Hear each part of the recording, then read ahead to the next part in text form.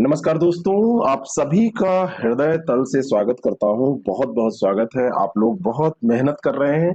ये मेहनत रंग लाएगी और आप निश्चित तौर पर अच्छा स्कोर करेंगे। कल 50 क्वेश्चन क्रम से तो देखें तो 53 क्वेश्चन, वैसे 50 क्वेश्चन हमने कल देखे थे। कम देखा था लेकिन आप लोगों ने उसको बड़ा पसंद किया, बहुत लाइक किया। और ऐसे लाइक करेंगे तो मैं 19 तारीख की तो बात नहीं, 18-17 तक इतना काम करवा दूंगा कि आप लोगों का पेपर निश्चित तौर पर अच्छा हो जाएगा। आज शुरू करते हैं 53 नंबर क्वेश्चन से आगे। और आज 50 क्वेश्चन डिस्कस नहीं करेंगे, आज हम जाएंगे 100 से ऊपर। आज रियल मैराथन होगा और थोड़ा सा मैराथन टाइप में ही चलेंगे। धीमे चलेंगे, तेज चलेंगे, लेकिन स्पीड बना के चलेंगे जिससे कि जीत हमारी हो। तो सबका तहे दिल से स्वागत करता हूं। फटाफट उत्तर देते आप जाएंगे, लेकिन ये रिवीजन सीरीज है तो बहुत ज्यादा इसमें टाइम नहीं लेंगे। तो आगे चलिए शुरू करते हैं। और बड़ा इंफॉर्मेशनल यहाँ पर सेटअप किया गया है क्वेश्चन का। ऐसे ऐसे क्वेश्चन सेट किए गए जिनसे एक ही क्वेश्चन से दो दो तीन तीन क्वेश्चन तैयार हो। तो इसको फटाफट सबसे पहले शेयर कर दीजिए। और पसंद अगर कल वाला आया था तो आज वाले को भी आप लाइक कर सकते हैं, या आ जाएगा तब लाइक कर दीजिएगा, लेकिन लोगों तक जरूर पहुंचा दीजिएगा। अगर आपको लगता है कि ये आपके साथ अन्य लोगों के लिए भी उपयोगी है तो, और अगर नहीं लगता है तो छोड़ दीजिए, कोई बात नहीं।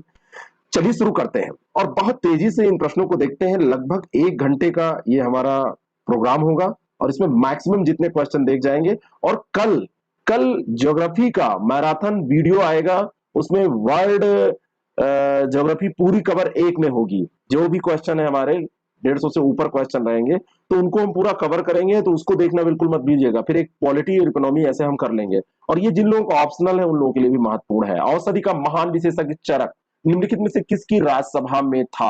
अब चरक कौन थे? ये एक औषधि विशेषज्ञ यानी कि एक डॉक्टर थे उस समय के, वैद्य इनको कहा जाता है। तो किसके दरबार में थे? तो ये थे कनिष्क के दरबार में। किसके दरबार में? कनिष्क के दरबार में। और याद करिए कि कनिष्क किस वंश का शासक था? तो ये कुषाण वंश का शासक था। बात समझ में आ गई? और ये महान चिकित्सक उन्हीं के दरबार में थे। और इन्होंने एक चरक संहिता की रचना की थी। चरक ने चरक संहिता की रचना की थी। चिकित्सा शास्त्र और औषधि विज्ञान से यह संबंधित ग्रंथ था। संगम साहित्य की भाषा क्या थी? बहुत बढ़िया प्रश्न। संगम साहित्य की भाषा तमिल थी। एक संगम साहित्य प्रश्न कल हमने किया था और इसकी भाषा तमिल थी। तमिल कवियों का ही तो ये संगम होता था, तो तमिल भाषा में ही ये लोग अपना जो रचनाएं थी उनको रखते थे। और संगम शब्द का ही मतलब होता है मिलना, है ना, बैठक करना, इस तरीके से। अर्थशास्त्र में कितने तीर्थों या पदाधिकारियों का उल्लेख है? यहाँ पे तीर्थ वो आप जो तीर्थ यात्रा करते हैं वो वाले नहीं है, यहाँ पे तीर्थ पदाधिकारी हैं। और अर्थशास्त्र में ये 18 तीर्थों का उल्लेख किया गया है। अर्थशास्त्र किसकी रचना है ये बताने का कोई मतलब है?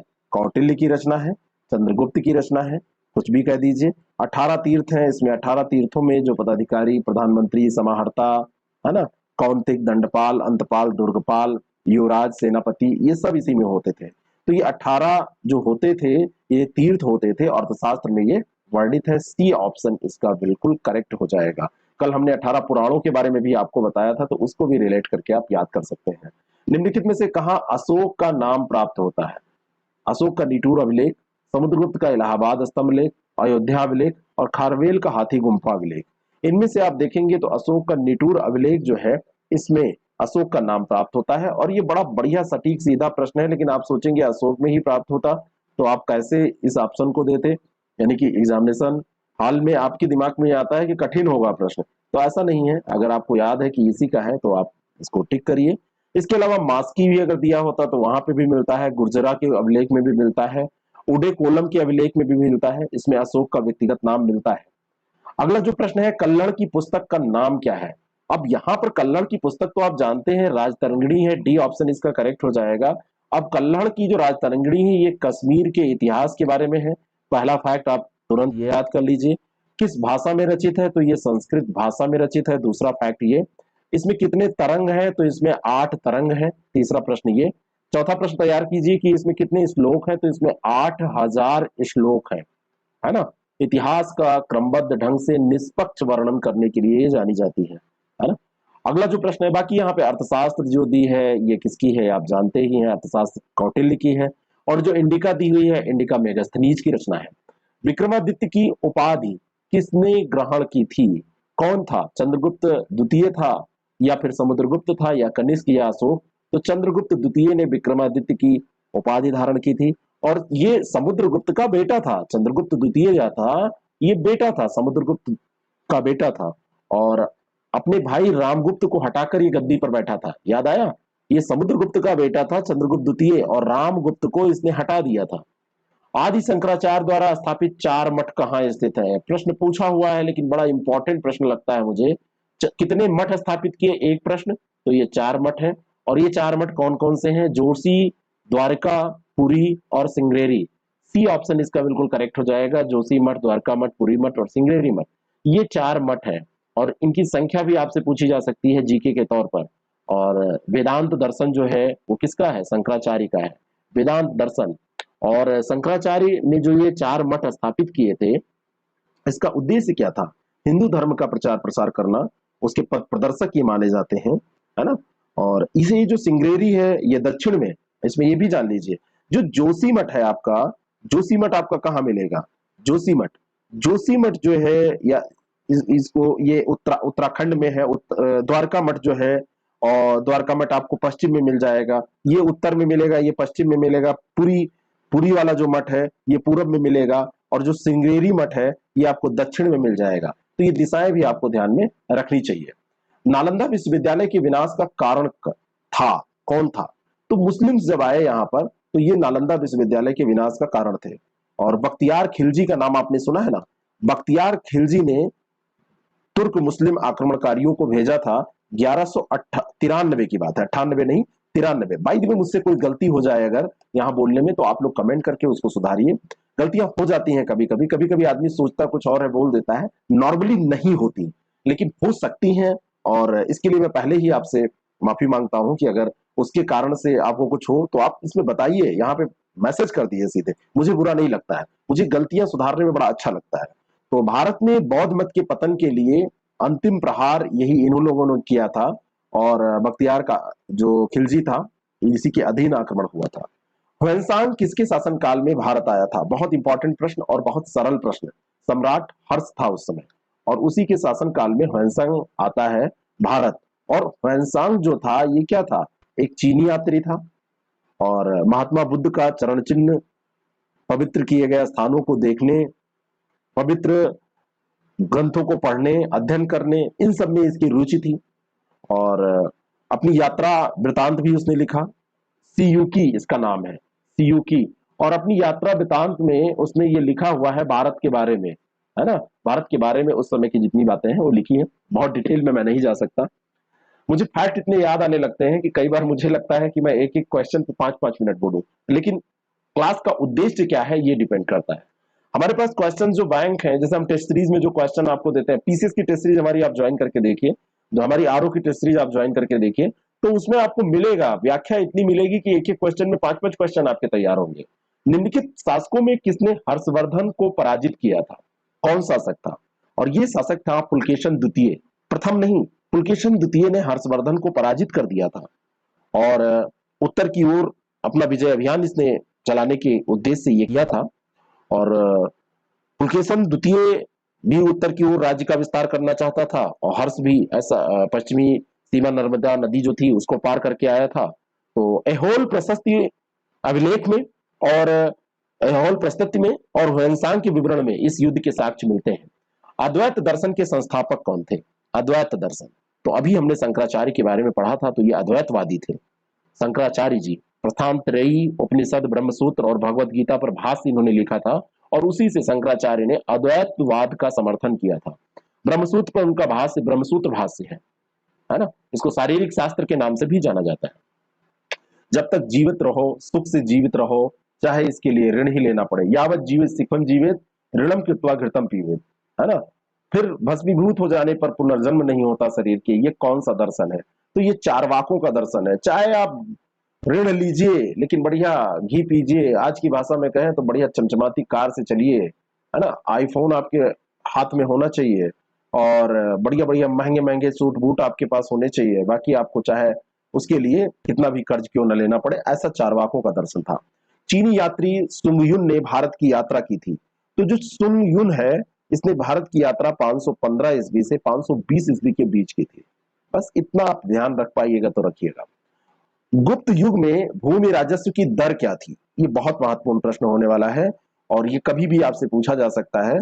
तो गुप्त काल में राजकीय भूमि पर लोग खेती किसानी करते थे, उपज का एक भाग देते थे और ये जो भाग हुआ करता था तो ये छठा भाग हुआ करता था, उपज का छठा भाग टैक्स के रूप में। ठीक है, बहुत ज्यादा नहीं है। सती प्रथा का प्रथम अभिलेखिक साक्ष्य प्राप्त हुआ तो किससे प्राप्त हुआ? तो सती प्रथा का ये साक्ष्य आपसे कभी भी पूछा जाए तो ये एरन से प्राप्त हुआ है। जो एरन है तो एरन से, यहाँ पे एरो हटा दीजिए, इसको एरन ही कर दीजिए, अंग्रेजी में भी है ना, एरन ही इसको कर दीजिए, एरन एरो नहीं, एरन से प्राप्त हुआ है। और 510 ईस्वी का एक अभिलेख है जिसमें गोपराज नामक सेनापति की स्त्री के सती होने का उल्लेख इसमें मिलता है। रजत सिक्के जारी करने वाला प्रथम गुप्त शासक कौन था? उत्तर दीजिए फटाफट, आप लोग उत्तर देते रहिए, आप लोगों के एक एक उत्तर मैं देख रहा हूं, मैं बैठ के ये सब चेक कर रहा हूं, समय ना बर्बाद हो इसलिए मैं ज्यादा नाम लेना और ये सब नहीं, आप लोग सब बड़े हो गए, आपको तैयारी करना है, आपका नाम यहाँ पे मैं लूंगा तो उससे आपको लाभ नहीं मिलेगा, लेकिन क्वेश्चन तैयार हो जाएगा तो आपको लाभ मिलेगा। तो रजत सिक्के जारी करने वाला प्रथम गुप्त शासक कौन था? तो ये था चंद्रगुप्त द्वितीय। सी ऑप्शन इसका बिल्कुल करेक्ट है, रजत सिक्के जारी किया था। और चंद्रगुप्त द्वितीय, विक्रमादित्य जिसमें लगता है वो द्वितीय है, ये ध्यान रखना। जो विक्रमादित्य, एक प्रश्न शायद इसमें अभी आएगा, मैंने देखा था, तो विक्रमादित्य जिसमें लगा है वो द्वितीय होता है। ठीक है। और रुपया किसको कहा जाता था? रुपया, रजत सिक्के को कहा जाता था। हुरों ने भारत पर आक्रमण किया था किसके शासनकाल में? तो हुरों पर जब आक्रमण हुआ था तो अस्कंद गुप्त था, यहाँ पर अस्कंद गुप्त के शासनकाल में हुरों ने भारत पर आक्रमण किया था। सी ऑप्शन इसका बिल्कुल करेक्ट हो जाएगा। 455 ईस्वी की बात है, 455 ईस्वी में अस्कंदगुप्त के हाथों एक ये जो है पहला भारतीय आक्रमण जब हुआ तो अस्कंदगुप्त ने उस अस्कंदगुप्त के हाथों वो लोग परास्त हो गए थे, है ना। और अस्कंदगुप्त की जब मृत्यु हो गई तो उसके बाद में फिर उन्होंने कब्जा कर लिया, तो अस्कंदगुप्त ने परास्त किया था, ध्यान रखना। परम भागवत उपाधि धारण करने वाला प्रथम गुप्त शासक कौन था? परम भागवत किसने धारण किया था? तो ये भी चंद्रगुप्त द्वितीय था। सी ऑप्शन इसका बिल्कुल करेक्ट है। वही विक्रमादित्य प्रथम गुप्त शासक था जिसने परम भागवत की उपाधि धारण की थी। और परम भागवत की जो ये उपाधि इसने धारण की थी, ये महरौली लेख के अनुसार हम कह सकते हैं कि उसने विश्व ध्वज की भी स्थापना की थी और उसी में ये भी जिक्र आता है। तो ये सारी चीजें जब कई लेख में मिलती हैं तो लेख का आपको महत्व तो समझ में आता होगा। ठीक है, खैर ज्यादा डिटेल में मैं जाने लग रहा हूं, आगे बढ़ता हूं। निम्नलिखित शासकों में किस एक ने 4 अश्वमेध यज्ञों का आयोजन किया था? छठे छठे चुनिंदा प्रश्न है ये बिल्कुल। तो ये प्रवरसेन प्रथम था। बी ऑप्शन इसका बिल्कुल करेक्ट है। 4 अश्वमेध यज्ञों का आयोजन किसने किया था? प्रवरसेन प्रथम ने किया था। किस वंश का? वाकाटक वंश, नोट करिए, वाकाटक वंश का शासक था, है ना। और प्रवरसेन द्वितीय की रुचि अगर आपसे पूछ ली जाए, द्वितीय अगर आपसे पूछा जाए तो वो साहित्य में रुचि रखता था, सेतुबंध नामक ग्रंथ भी उसने लिखा था। लेकिन ये जो आपसे यज्ञ अश्वमेध यज्ञ पूछा जाएगा तो ये प्रवरसेन प्रथम है, द्वितीय नहीं। सती प्रथा का सर्वप्रथम अभिलिखित साक्ष्य कहां से प्राप्त होता है? तो सती प्रथा का वही देखिए, फिर से ये क्वेश्चन रिपीट हो रहा है, ये अरण्य अभिलेख से प्राप्त होता है ना। अरण्य अभिलेख से, ये यहाँ पे भी अरण्य लिखिएगा, अरण्य अभिलेख से। एक क्वेश्चन फिर आज रिपीट हुआ, चिंता मत करिए। कल भी 3 रिपीट हुए थे तो मैंने 50 की जगह 53 किए थे, तो आज 100 की जगह मैं 103 कर दूंगा। 4 रिपीट होंगे, 4 कर दूंगा, क्वेश्चन की कमी मेरे पास नहीं है। गुप्त राजाओं में से कौन देवगुप्त नाम से भी जाना जाता है? कौन है? तो चंद्रगुप्त द्वितीय ही देवगुप्त के नाम से भी जाना जाता है।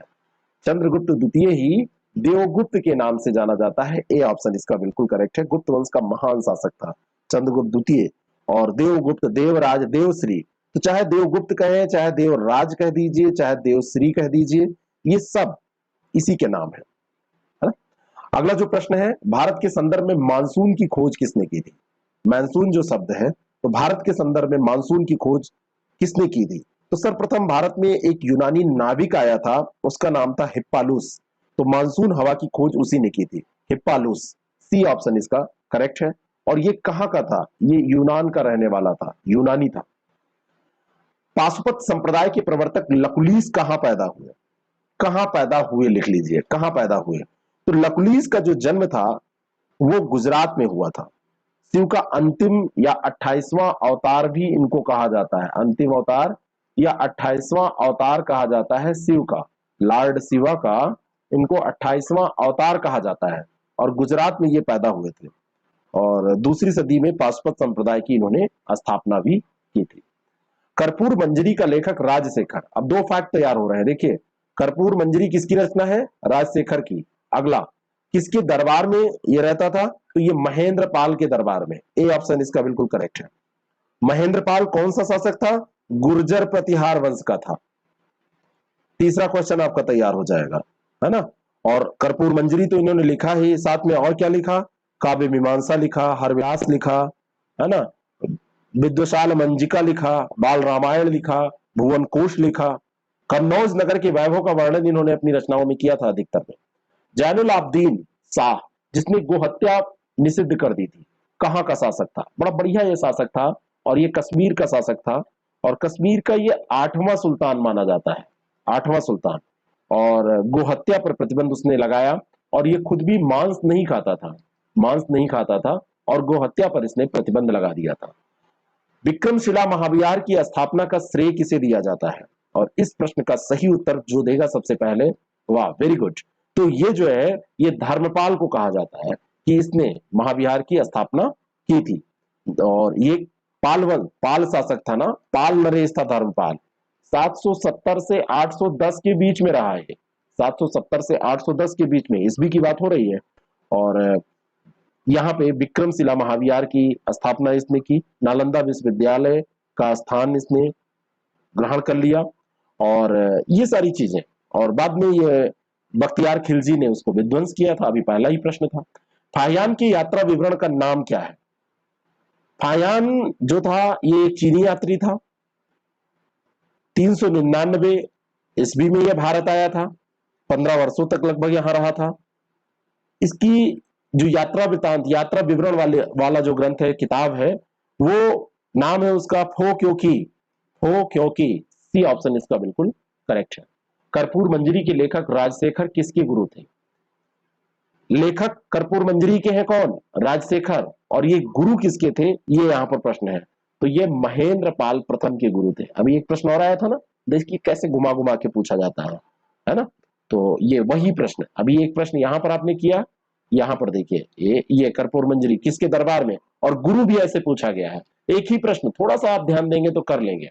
प्रश्न को देख के घबराइए नहीं, प्रश्न को देखिए तो प्यार से सहलाइए, उसको पुचकारिए और उससे पूछिए क्या भैया जानना चाहते हो, तो वो बताएगा आपको प्रश्न कि यही तो है उत्तर, और मार दीजिएगा टिक। और टिक मार देने के बाद में गोला भी सही से बनाइएगा। कई बार टिक अलग मरती है और गोला अलग बढ़ता है, गोला अलग बन जाता है। इसीलिए मैं कहता हूं बार बार टेस्ट करिए। टेस्ट सीरीज जितना ज्यादा जो करता है, प्रैक्टिस जितनी ज्यादा करता है, तो उसका बढ़िया रहता है। निम्न में से गुप्त संवत के समान कौन सा है? तो जो वल्लभी युग है ये गुप्त संवत के समान है। वल्लभ नामक राजा ने शक काल के 241 वर्ष बाद वल्लभी संवत का प्रवर्तन किया था, तो ये इसके समान है। मत्त विलास प्रहसन नामक नाटक के रचयिता, बहुत बार आपने पढ़ा होगा, ये है महेंद्र वर्मन। पल्लव शासक था। कौन सा शासक था? ये पल्लव शासक था, ध्यान रखना। और इसने ये हास्य ग्रंथ था, प्रहसन लगा है ना, तो कापालिक और बौद्ध भिक्षुओं की हंसी इसमें उसने उड़ाया था, हास्य रचना है ये। निम्न में से कौन सा एक प्रतिलोम विवाह है? अनुलोम प्रतिलोम विवाह होते हैं ना, तो जब शूद्र लड़के का वैश्य लड़की से शादी हो तो ये प्रतिलोम विवाह हो जाएगा। ब्राह्मण लड़के का क्षत्रिय लड़की से नहीं, ठीक है, वैश्य लड़के का शूद्र लड़की से नहीं, ये जो नीचे कुल का लड़का हो और उच्च कुल की लड़की हो, जो सिस्टम है उसमें, तो इसको प्रतिलोम। अनुलोम में इसका उल्टा होता है। बात समझ में आ गई? निम्नलिखित में से विज्ञानेश्वर का मिताक्षरा किस एक से संबद्ध है? तो विज्ञानेश्वर की जो मिताक्षरा है वो हिंदू हिंदू विधि पर एक टीका टिप्पणी है। हिंदू विधि पर एक टीका टिप्पणी है जो मिताक्षरा, और है किसकी? विज्ञानेश्वर की। याज्ञवल्क्य स्मृति के टीकाकारों में विज्ञानेश्वर का नाम आप जानते होंगे, पढ़े होंगे। तो मिताक्षरा नामक ग्रंथ भी की रचना भी इन्होंने की थी। तो पुत्र अपने पिता को संपत्ति में पिता की जीवित रहते ही संपत्ति प्राप्ति का अधिकारी हो जाता है, ऐसा लिखा है इसने। हिंदू विधि पर, जो हिंदू विधि है, हिंदू विधि पर दूसरा ग्रंथ जीमूत वाहन का दायभाग भी एक है। कौन सा? दायभाग। ये दायभाग किसका है? ये जीमूत वाहन का है। तो कभी भी आपसे पूछा जाए मिताक्षरा के अलावा तो जीमूत वाहन का दायभाग भी आता है, जो इसी सब्जेक्ट पे लिखा गया है। मंदसौर अभिलेख का लेखक कौन था? तो मंदसौर अभिलेख का लेखक था वत्स भट्ट। बी ऑप्शन इसका करेक्ट है ना। और ये जो है, ऐसे आपसे कैसे कहा जाए, यहाँ पे जैसे एक नाम दिया हुआ है हरिशेन, तो हरिशेन के बारे में बता दो, प्रयाग प्रशस्ति जो थी ना, प्रयाग प्रशस्ति का ये लेखक था। हरिशेन जो था ये प्रयाग प्रशस्ति का लेखक था। मंदसौर अभिलेख का लेखक ये वत्स भट्ट था, ठीक है ना। और ये जो एक नाम वीरसेन दिया हुआ है, ये मालवा का शासक हुआ करता था, ठीक है। असम का प्राचीन नाम क्या था? तो असम को कहते थे कामरूप। बी ऑप्शन इसका बिल्कुल करेक्ट है, असम को कामरूप कहते थे। और उसे प्राग ज्योतिषपुर को अपनी राजधानी उस समय बनाया था पुष्यवर्मन ने। पुष्यवर्मन जब उस समय था, पुष्यवर्मन वहां का शासक हुआ करता था, तो उसने प्राग ज्योतिषपुर को राजधानी बनाया था उसने अपनी। गुप्त वंश के शासकों का सही क्रम क्या है? ये सब गुप्त वंश के ही शासक हैं, तो सबसे सही क्रम क्या है? श्रीगुप्त, घटोत्कच गुप्त, चंद्रगुप्त, समुद्रगुप्त। लास्ट में यहाँ समुद्रगुप्त, यहाँ श्रीगुप्त और घटोत्कच और चंद्रगुप्त, यही इसका सही शासन का क्रम हो जाएगा। 240 से 280 ईस्वी। घटोत्कच की बात की जाए तो 280 से 320, और ये आ जाएंगे 320 से 335 तक, और समुद्रगुप्त 335 से 380, बहुत बड़ा इसका समय 45 साल का, 335 से 380। निम्नलिखित मंदिरों में से कौन ईंटों से निर्मित किया गया था? और ये मंदिर है सीरपुर का लक्ष्मण मंदिर। सीरपुर का जो लक्ष्मण मंदिर है ये ईंटों से निर्मित है, और इसमें अब केवल इसका गर्भगृह जो है बचा है, जिसका शीर्ष भीतरगांव के मंदिर के शिखर से मिलता जुलता है। इसकी वास्तुकला भीतरगांव के मंदिर से अत्यंत मिलती जुलती है, इसी कारण से इसको पूछा भी गया है। और ये जो मंदिर है, गर्भगृह के सामने इसमें मुख मंडप था, जिसमें छत अब टूट चुकी है, जर्जर अवस्था में पहुंच गया है। सी ऑप्शन इसका करेक्ट हो जाएगा। इनमें से कौन सी कालिदास की रचना नहीं है? ऋतु संहार है, मेघदूत है, दस कुमार चरित, ये तो दंडी की रचना है। ये जो है ये डंडिन की रचना है, ये गलत हो गया। और कुमार संभवम है, तो सी ऑप्शन इसका बिल्कुल करेक्ट हो जाएगा। यूनानी यात्री हेरोडोट्स भारत आया था। हेरोडोट्स 5वीं सदी ईसा पूर्व में भारत आया था। ए ऑप्शन इसका बिल्कुल करेक्ट हो जाएगा। और यही जो हेरोडोट्स है, इसको फादर ऑफ हिस्ट्री कहा जाता है। फादर ऑफ हिस्ट्री कहा जाता है, बहुत इंपॉर्टेंट फैक्ट है ये। और इसने, फादर ऑफ हिस्ट्री ने हिस्टोरिका नामक रचना की थी। हिस्टोरिका नामक रचना फादर ऑफ हिस्ट्री ने की थी। बात समझ में आ गई? यानी कि फादर ऑफ हिस्ट्री कौन है? हेरोडोट्स, तो उसने की थी। हर्षचरित के लेखक कौन थे? हर्षचरित का लेखक जो था वो बाणभट्ट। ए ऑप्शन इसका करेक्ट हो जाएगा। कन्नौज का शासक उस समय हर्षवर्धन था, और हर्षचरित का मतलब हर्षवर्धन के चरित्र के बारे में बताया गया है, यानी कि उसके बारे में ये रचना है। और कन्नौज के शासक हर्षवर्धन का ये बाणभट्ट जो है, ये एक दरबारी विद्वान हुआ करता था, ठीक है। अगला जो प्रश्न है, गीत गोविंद के रचयिता जयदेव के संरक्षक निम्नलिखित में से कौन से शासक थे? अब यहां पर देखिए, जयदेव की रचना है गीत गोविंद, एक फैक्ट आप ये तैयार करिए। और इनके जो संरक्षक शासक थे ये लक्ष्मण सेन थे। ए ऑप्शन इसका बिल्कुल करेक्ट है। और लक्ष्मण सेन ने 1178 ईस्वी में राजगद्दी पर जब राजगद्दी पर अधिकार किया, तो उसका उस समय फिर उसका शासन संपूर्ण बंगाल पर उस समय विस्तृत हो गया था, ठीक है। तो लक्ष्मण सेन ध्यान रखना, लक्ष्मण सेन बंगाल। एक बार यह भी पूछा गया है कि लक्ष्मण सेन का संबंध कहां से? तो ये बंगाल से इसका संबंध। भोजशाला मंदिर की अधिष्ठात्री देवी कौन सी है? भोजशाला मंदिर आपका कहां पर पड़ता है, सबसे पहले ये बताइए। तो सबसे पहले आप जानिए मध्य प्रदेश में। मध्य प्रदेश में आपसे पूछा जाए तो ये पड़ता है धार में। धार वहां का एक डिस्ट्रिक्ट है। और भोजशाला का निर्माण परमार शासक राजा भोज ने करवाया था। ये जो मंदिर है, तो ये राजा भोज के द्वारा इसको निर्मित कराया गया था, ठीक है। और एक संस्कृत पाठशाला के रूप में इसको निर्मित कराया था। कमाल मौला मस्जिद परिसर में ये स्थित है भोजशाला जो मंदिर है। तो ये बीच में, जब आप समझ सकते हैं ऐसी स्थितियां आई, तो मुस्लिमों ने अपना डेवलपमेंट वहां पे कर लिया। तो ये भगवती सरस्वती का वास है भोजशाला मंदिर में, वहां की अधिष्ठात्री देवी है। विक्रमशिला महाविहार की स्थापना किस वंश के शासक द्वारा करवाई गई थी? बहुत बढ़िया प्रश्न है। विक्रमशिला जो है, ये विक्रमशिला की प्राचीन बौद्ध विश्वविद्यालय की स्थापना किसने कराया था? तो धर्मपाल ने कराया था, और धर्मपाल था पाल वंश का। किसने कराया था? धर्मपाल ने कराया था, और धर्मपाल था पाल वंश का। पृथ्वीराज विजय का लेखक कौन है? ये पृथ्वीराज रासो नहीं है, ये ध्यान रखना। पृथ्वीराज रासो ये नहीं है, ये पृथ्वीराज विजय है। वो पृथ्वीराज विजय का लेखक है जैनक। कौन है? जैनक। सी ऑप्शन इसका बिल्कुल करेक्ट हो जाएगा। निम्नलिखित में से कौन सा शासक पृथ्वीराज चौहान के नाम से प्रसिद्ध है? चौहान लिखा हुआ है, इसको चौहान पढ़िए। पृथ्वीराज चौहान के नाम से कौन प्रसिद्ध है? तो पृथ्वीराज तृतीय जो है, ये पृथ्वीराज चौहान के नाम से प्रसिद्ध है। चौहान में 3 है अक्षर ना, चौहान, तो ये यहाँ पे तृतीय ही कर लीजिए। पृथ्वीराज तो याद ही रहेगा, तो तृतीय इसमें सेट कर लीजिए। तंजौर के बृहदेश्वर मंदिर का निर्माण किसने किया? तो तंजौर का जो बृहदेश्वर मंदिर है वो राजा राज ने बनवाया था। बी ऑप्शन इसका बिल्कुल करेक्ट है, और चोल स्थापत्य का उत्कृष्ट नमूना यह माना जाता है। ठीक है। और भारत के मंदिरों में सबसे बड़ा और लंबा ये मंदिर है जो द्रविड़ शैली में बना हुआ है। द्रविड़ शैली का एक ये बहुत सर्वोत्तम, आप कह सकते हैं सर्वोत्तम नमूना है। अगला जो प्रश्न है, भारत के सांस्कृतिक इतिहास के संदर्भ में पंचायतन शब्द किसे निर्दिष्ट करता है? तो जो पंचायतन हुआ करता था, ये मंदिर रचना शैली हुआ करती थी। सी ऑप्शन इसका बिल्कुल सही है। ये हुआ क्या करती थी? मंदिर रचना शैली। अगला जो प्रश्न है, नागर, द्रविड़ और बेसर भारतीय उपमहाद्वीप में 3 जातीय समुदाय हैं या क्या है? तो ये वास्तव में मंदिर निर्माण की जो अगला जो प्रश्न है, मैंने बढ़ा दिया था, लेकिन कभी कभी स्क्रीन पे मुझे बढ़ा हुआ दिख रहा है, उस पर देर में आया। तो नागर, द्रविड़ और बेसर ये भारतीय मंदिर वास्तु की 3 प्रमुख शैलियां हैं। अब इनके बारे में आप देखेंगे तो नागर आपको मिलेगी उत्तरी भारत में प्रचलित, बेसर आपको ऐसे याद कर लीजिए, द्रविड़ दक्षिण में, नागर उत्तर में, और इन दोनों के बीच में बेसर है। यहां पर बीच में ये बेसर है। ऐसे उत्तर से दक्षिण चलेंगे तो नागर, बेसर, द्रविड़ आएगा। नागर और द्रविड़ के बीच में ये बेसर है। अगला जो प्रश्न है, सोनगिरी जहां 108 जैन मंदिर बने हुए हैं, किसके निकट स्थित है? तो सोनगिरी स्थित है दतिया के निकट। कहां पर? दतिया के निकट। ए ऑप्शन इसका बिल्कुल सही है।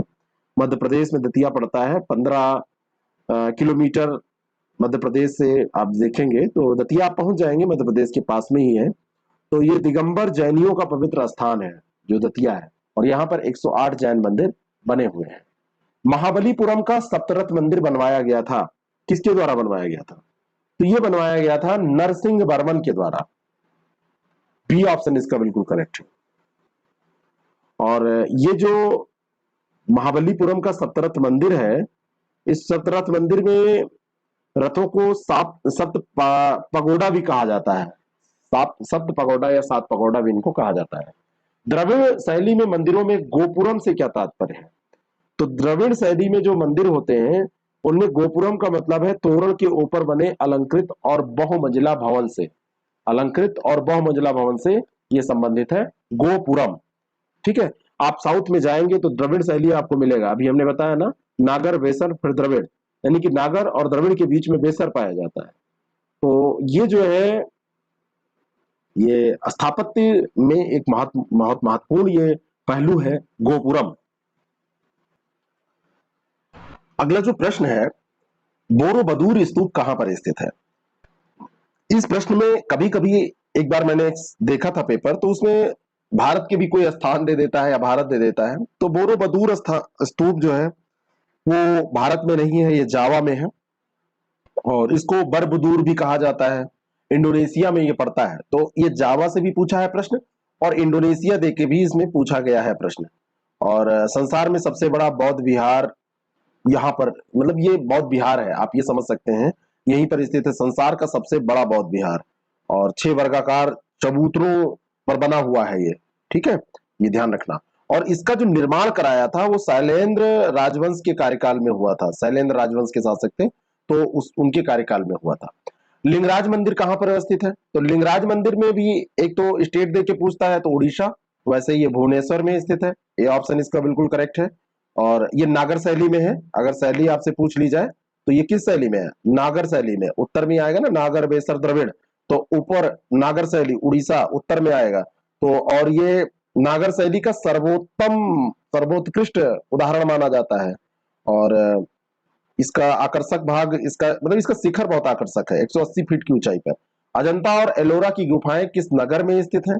तो अगर वैसे आपसे स्टेट पूछा जाएगा तो आप महाराष्ट्र से प्रश्न पूछा जाएगा, और अगर आपसे पूछ रहा है कि किस नगर में, तो ये औरंगाबाद में स्थित है। सी ऑप्शन इसका बिल्कुल करेक्ट है। राष्ट्रकूट नरेश हुआ करते थे कृष्ण प्रथम ने इसका निर्माण कराया था। एलिफेंटा के प्रसिद्ध सैल को काटकर बनाए गए मंदिरों का श्रेय दिया जाता है, किसे दिया जाता है? तो ये राष्ट्रकूटों को दिया जाता है। किसको दिया जाता है? राष्ट्रकूटों को दिया जाता है। यहाँ पे एक चोल लिख लीजिए, चोल, यहाँ पे चोल लिख दीजिए। तो ये राष्ट्रकूटों को दिया जाता है। डी ऑप्शन इसका बिल्कुल करेक्ट है। और ये एलिफेंटा जो है, ये राष्ट्रकूट शासकों का ये है क्या? 5 गुफा मंदिर यहां से प्राप्त हुए हैं। हिंदू धर्म से संबंधित भी मूर्तियां हैं, बौद्ध धर्म की 2 गुफाएं हैं, तो और त्रिमूर्ति शिव की प्रतिमा यहां पर मिली है। तो ये इंपॉर्टेंट हो जाता है इस मामले में। अब जरा एलिफेंटा पर एक प्रश्न और पूछा गया है, वो कौन सा प्रश्न है जो बहुत इंपॉर्टेंट है कि क्या क्या किससे किससे संबंधित है? तो ये जरा कमेंट करके आप लोग बताइए, इसी समय करिए।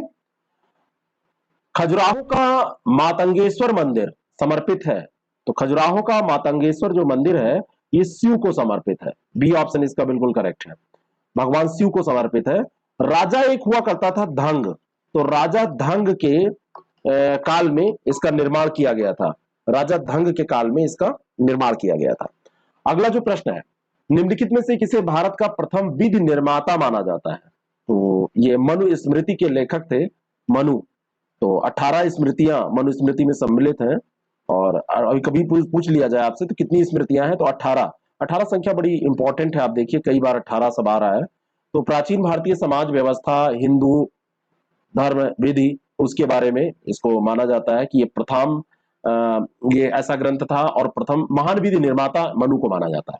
मत विलास प्रहसन का लेखक कौन था? तो ये भी हमने देखा है, ये रिपीट हुआ है क्वेश्चन। तो महेंद्र बर्मन, सी ऑप्शन इसका बिल्कुल करेक्ट है। यहाँ पर एक इंफॉर्मेशन में, यहाँ पे अगर आपसे पूछ लिया जाए किस भाषा में, तो ये संस्कृत भाषा में था। सामाजिक और धार्मिक जीवन के बारे में उस समय की, और यह एक परिहास नाटक है, धार्मिक आडंबर इन सब पर कटाक्ष किया गया है इसमें। गणित की पुस्तक लीलावती के लेखक कौन थे? उसके बारे में मैंने एक कहानी आप लोगों को बताई थी, जो लोग हमसे जुड़े रेगुलर रहते हैं उनको मैंने एक कहानी सुनाई थी एक बार। लीलावती जो है, ये लीलावती के लेखक कौन है? तो ये भास्कराचार्य की रचना है। भास्कराचार्य ने अपनी बेटी के नाम पर इसकी रचना की थी। डी ऑप्शन इसका बिल्कुल करेक्ट हो जाएगा। बीजगणित का ज्ञान अगर आपको चाहिए तो लीलावती का अध्ययन आपको करना चाहिए, ठीक है। अगला जो प्रश्न है, निम्नलिखित 4 ग्रंथों में से कौन सा विश्वकोशीय ग्रंथ है? 4 ऑप्शन दिए हैं, इनमें से कौन सा विश्वकोशीय है? तो एक वारामिहिर के द्वारा संस्कृत में एक गुप्त काल की बात है, बृहद संहिता की रचना की गई थी, तो इसको कहते हैं विश्वकोशीय ग्रंथ, इंसाइक्लोपीडिया कहा जाता है। मिलिंद पन्नो, राजा मिलिंद तथा एक बौद्ध भिक्षु के मध्य संवाद है, वह भिक्षु कौन थे? तो नागसेन थे। किसके किसके बीच में? मिलिंद राजा मिलिंद और एक नागसेन बौद्ध भिक्षु, इनके बीच में इसमें संवाद हुआ था, ठीक है। और मिलिंद पन्नो की रचना नागसेन के द्वारा ही की गई है, और पाली भाषा में की गई है, ये ध्यान रखिएगा। किस भाषा में? पाली भाषा में की गई है। सही दिखाता है पाली, वैसे पाली पाली बोल देते हैं लोग। अष्टाध्यायी किसके द्वारा लिखी गई? उत्तर दीजिए, अष्टाध्यायी किसके द्वारा लिखी गई? तो ये पाणिनि के द्वारा लिखी गई, पाणिनि के द्वारा ये लिखी गई है। बहुत बड़े व्याकरणाचार्य थे पाणिनि। और कामसूत्र के अगर देखा जाए तो लेखक थे ये, क्या नाम है उनका, वात्स्यायन जो थे, ठीक है ना। तो वो भी बहुत इंपॉर्टेंट हो जाते हैं, बहुत इंपॉर्टेंट हो जाते हैं। और ये जो कल्हड़ के बारे में भी जो प्रश्न आपको मैंने अभी बताया था, राजतरंगिणी, वो भी बहुत इंपॉर्टेंट है। ये सब प्रश्न एक साथ भी कभी कभी आपसे पूछ लिए जाते हैं, ठीक है। बाकी ये जो रचना मैंने आपको बताया था चाणक्य की, है ना, तो चाणक्य की कौन सी रचना है जो कि नाम उसका दूसरा है और वो विषय उसका अलग है? अर्थशास्त्र नाम है, और राजनीति शास्त्र पर वो बड़ी अच्छी पुस्तक है। इतिहास के पिता की पदवी सही अर्थों में निम्नलिखित में से किससे संबंधित है? तो अभी हमने बताया था कि सही अर्थों में हेरोडोटस से ही संबंधित है। अब ये प्रश्न मैंने जानबूझ के रखा कि आपको केवल कंफ्यूज किया जा रहा है कि सही अर्थों में। फादर ऑफ हिस्ट्री मैंने अभी बताया था हेरोडोटस। ये जब प्रश्न मैंने देखा, मैंने कहा इसको रहने दो, क्योंकि ऐसी लैंग्वेज केवल डराने के लिए प्रयुक्त की जाती है। तो हेरोडोटस ये यूनानी लेखक था और रचना मैंने बताई ही थी, ठीक है। इनकी कौन सी रचना है हिस्टोरी का।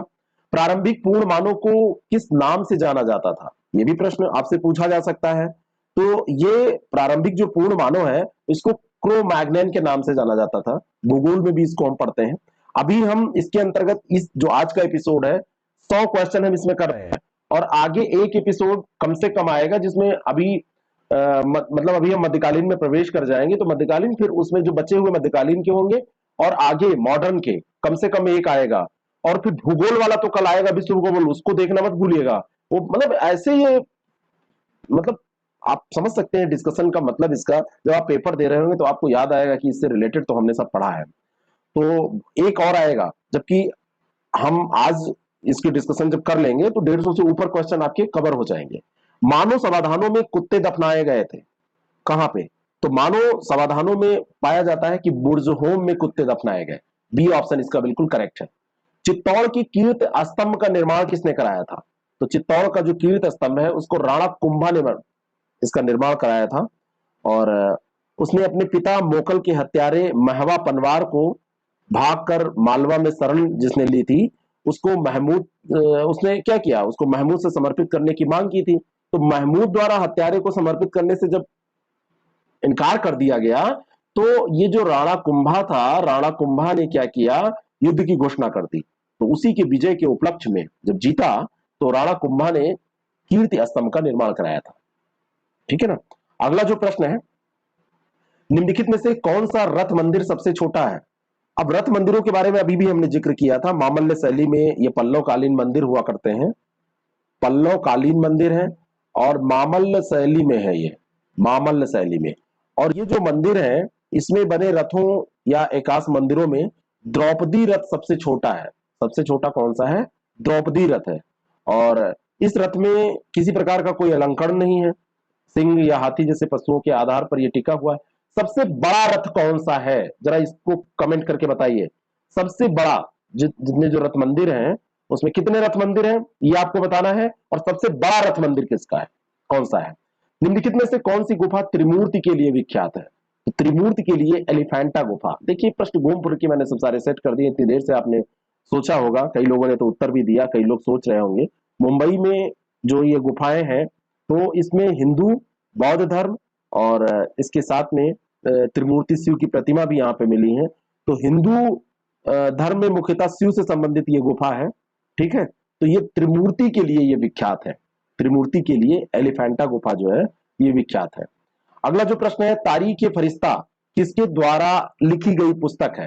तारीख ये फरिश्ता, तो तारीख ये फरिश्ता जो है ये मोहम्मद बिन फरिश्ता की पुस्तक है। तारीख ये फरिश्ता नाम है, तो फरिश्ता के आगे तारीख लगा दीजिए, तारीख ए फरिश्ता। और मोहम्मद कासिम फरिश्ता इसके रचनाकार हैं। बाबर और हुमायूं के शासनकाल की जानकारी आपको इससे मिल जाएगी। हुमायूं नामा की रचना किसने की थी? तो हुमायूं नामा की रचना की थी गुलबदन बेगम ने। बी ऑप्शन इसका बिल्कुल करेक्ट है, गुलबदन बेगम। गुलबदन बेगम ने फारसी भाषा में इसकी रचना की थी। किस भाषा में? फारसी भाषा में इसकी रचना की थी। और बाबर और हुमायूं के शासनकाल का विवरण इसमें दिया गया है। गुलबदन बेगम थी कौन? कौन उत्तर देगा? गुलबदन बेगम कौन थी? उत्तर दीजिए, मैं वेट कर रहा हूं। Very good, very good. Gulbadan Begum कौन थी? और वेरी गुड, बाबर की बेटी थी, डॉटर ऑफ बाबर। सही है।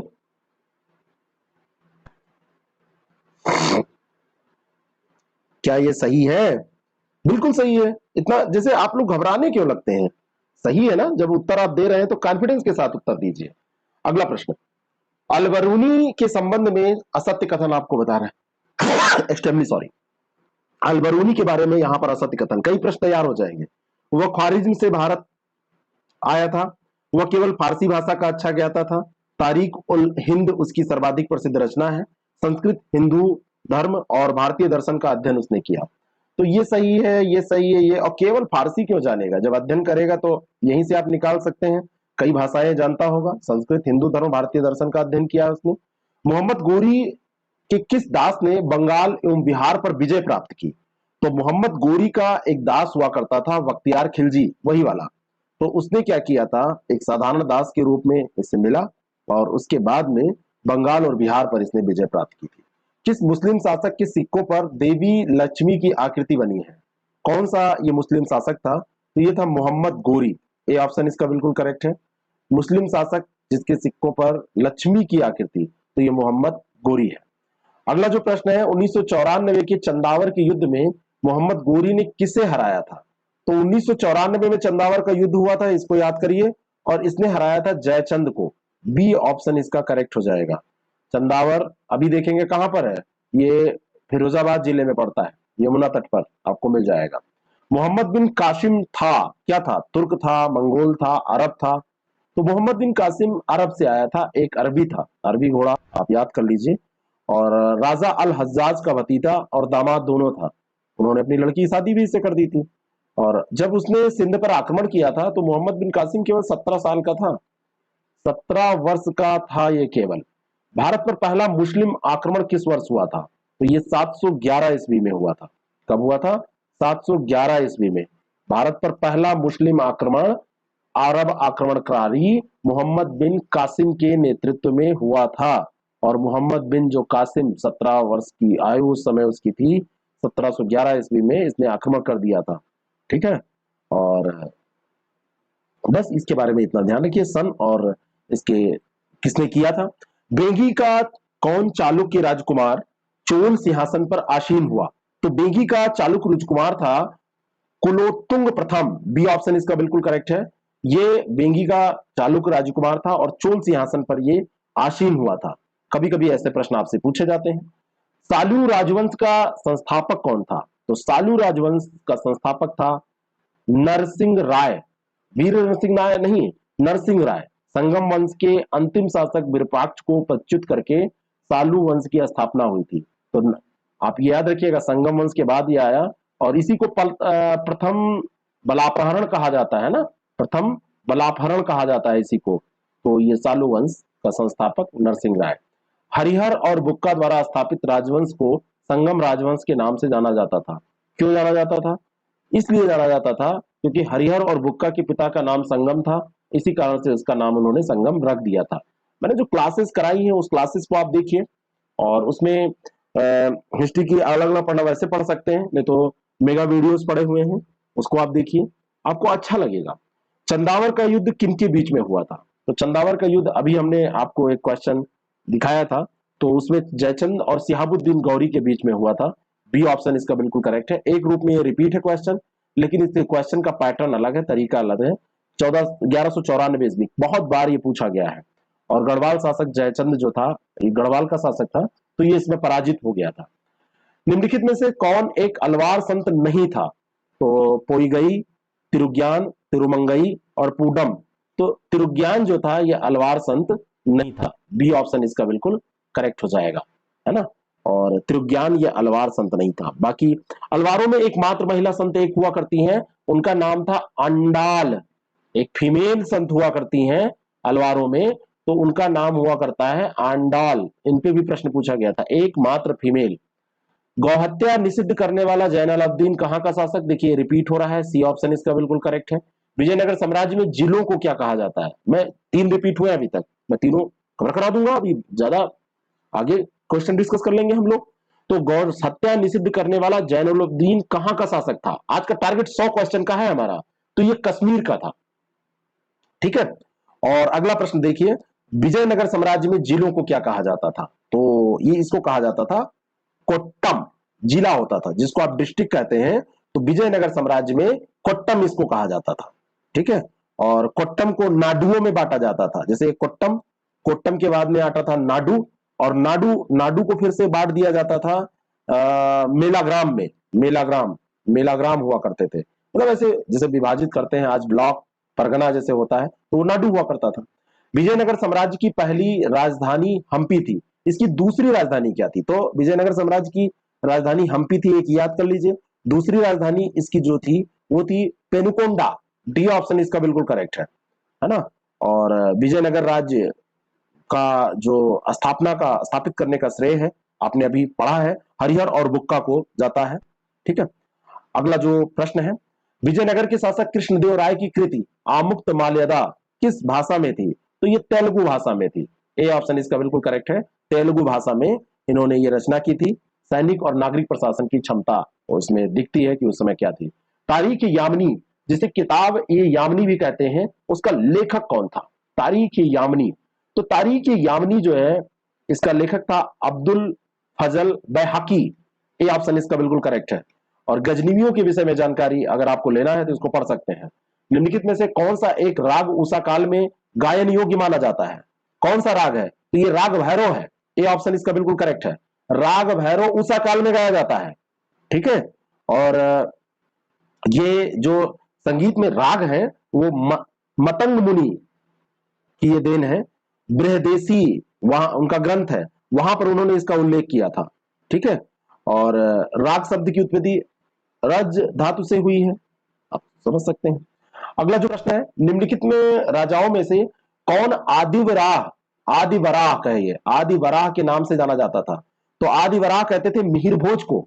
आदिवराह मिहिर भोज को कहते थे। प्रतिहार शासक था ना मिहिर भोज, अभी हमने बात की थी ना, प्रतिहार शासक मिहिर भोज थे, और सबसे महत्वपूर्ण प्रतिहार शासकों में से सबसे महत्वपूर्ण। और ये जो है ये जो मतलब आप कह सकते हैं कि ये किस धर्म के अनुयायी अगर आपसे पूछ लिया जाए, मैं बताना चाहता हूं, तो ये जो थे वो वैष्णव धर्म अनुयायी थे। ठीक है ना, वैष्णव धर्म अनुयायी थे। आप जैसे प्रैक्टिस जब करते हैं, टेस्ट सीरीज जब करते हैं, तो आपका परफॉर्मेंस का जो लेवल है वो बिल्कुल दूसरों से अलग हो जाता है। क्यों? क्योंकि आप जो गलतियां एग्जामिनेशन हॉल में करने जा रहे हैं वो यही कर जाते हैं। पीसीएस का एग्जाम अगर आप दे रहे हैं, आरओ का आप एग्जाम दे रहे हैं, जीआईसी लेक्चरर का एग्जाम दे रहे हैं, इसके टेस्ट सीरीज प्रोग्राम हमारे ज्वाइन करिए, आप प्रैक्टिस करिए, कहीं से भी ज्वाइन करिए। मैं तो अपना इसलिए बता रहा हूं क्योंकि वो हमारा है, तो मैं बताऊंगा ही, मैं ये थोड़ी ना कहूंगा कि दूसरे को कर ले, लेकिन आप कहीं से भी करिए, मैं इतना जरूर कह सकता हूं, लेकिन प्रैक्टिस जरूर करिए। शाहनामा के लेखक थे कौन?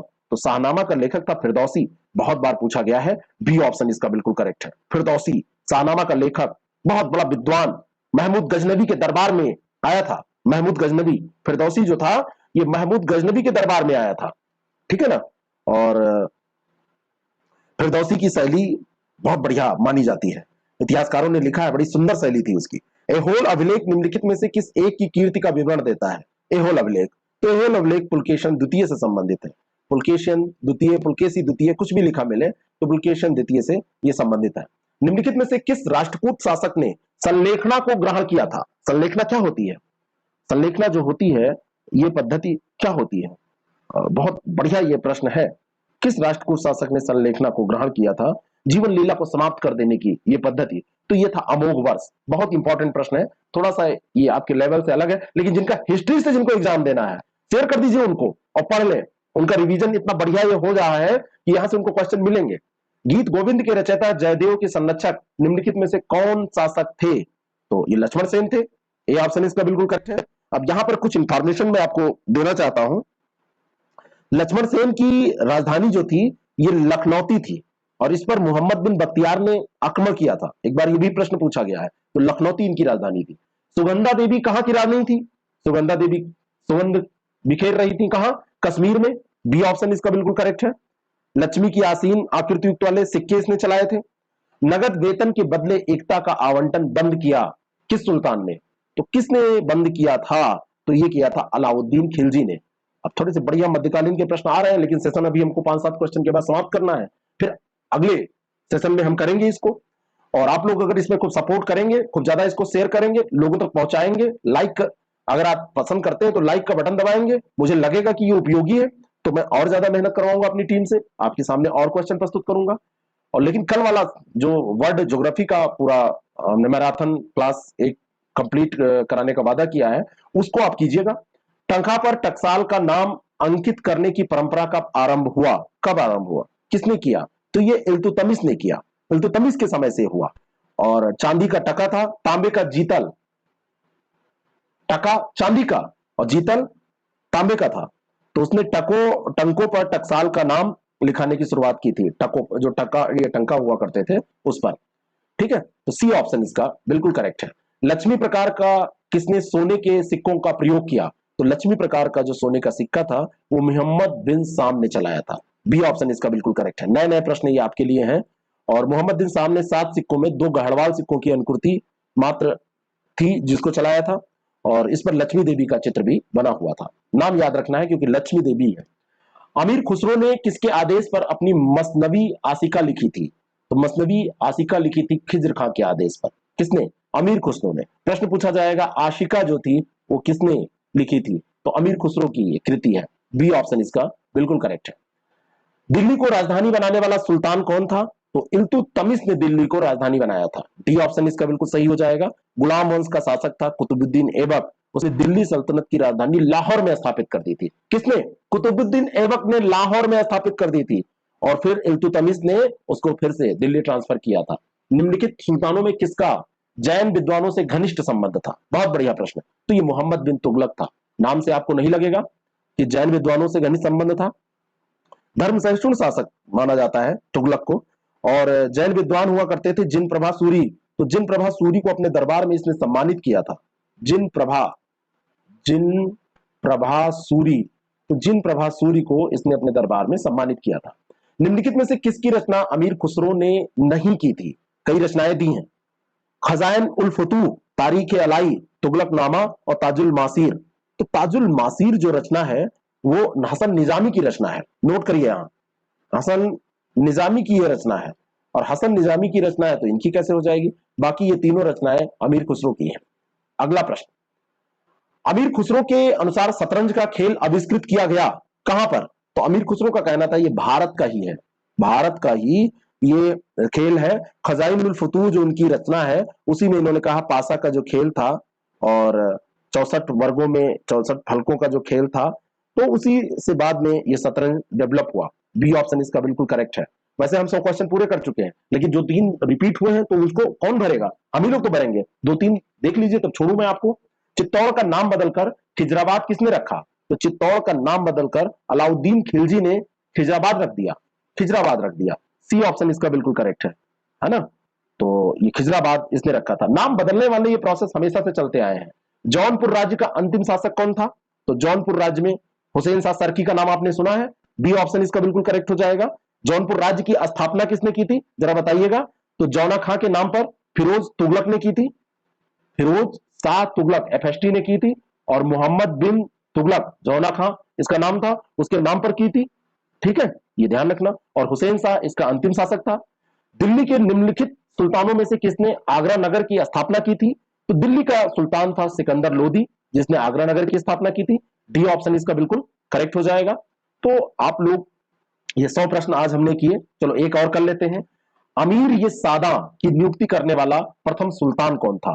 तो अमीर ये सादा की नियुक्ति करने वाला प्रथम सुल्तान मोहम्मद बिन तुगलक था। अमीर ये सादा की नियुक्ति, यानी कि अमीर ए सादा का मतलब क्या होता था? एक शहर या 100 गांवों के शासन की देखभाल करने वाला अमीर ए सादा कहलाता था। तो अमीर ए सादा अधिकारी जो होता था ये मोहम्मद बिन तुगलक ने नियुक्त किया था। ये कैसा लगा जरूर बताएं, कमेंट करें, कोई गलती हुई उसको बताएं।